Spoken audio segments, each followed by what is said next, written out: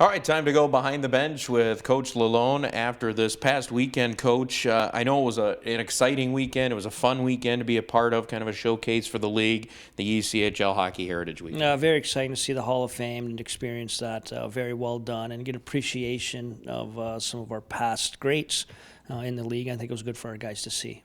Now, obviously on the ice, disappointing. 2 losses to Kalamazoo. Take us through those. Disappointing in that we didn't get any points on the weekend, but we're a very mature team that judges ourselves on the process. And when you talk about the process, we outchanced Kalamazoo on Friday, and we outchanced them almost 4-1 on Saturday. So again, we're good at judging ourselves in the process, and I think we played fairly well for the most part. And if you do that throughout 72 games, throughout most of the year, you're going to be successful more than you're not. Another aspect of that was the special teams. We were unable to score on the power play, and they scored a shorthanded goal, and they scored the game-tying goal on Saturday night on their power play. So again, I think the power play reflected our 5-on-5, where it was very good to create a lot of chances, just didn't go in. And I think this is one of those situations on the weekend you probably have to tip your hat to our opponent also. Kalamazoo is an extremely well-coached team.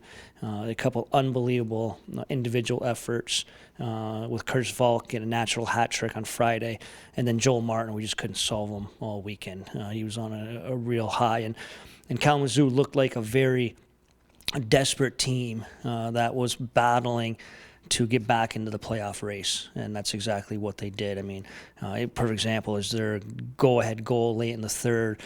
Their entire team of 3 guys went right hard to the net. They got right on top of the goalie, got in that blue paint area, and their goal came flicked from behind the net off a shin pad in, and that's a hard-working goal that they earned. So disappointing weekend, but on a whole, I think we'll be all right if we play at that level, and a lot of credit to Kalamazoo.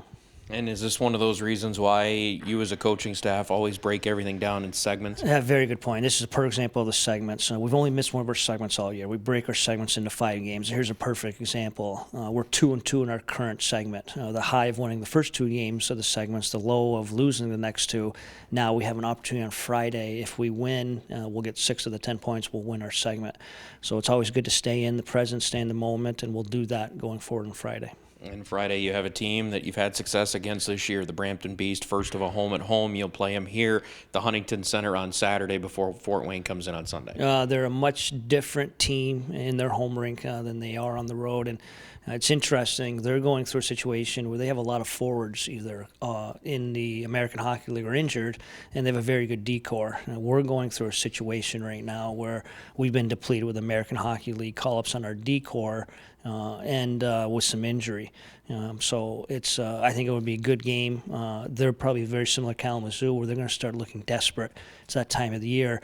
They're starting to look outside on the playoff picture. They need every single point. So I think we'll get a very desperate team on Friday. Walleye are home this Saturday night, taking on Brampton, and then on Sunday evening at 5:15 against Fort Wayne. You can get your tickets now at ToledoWalleye.com.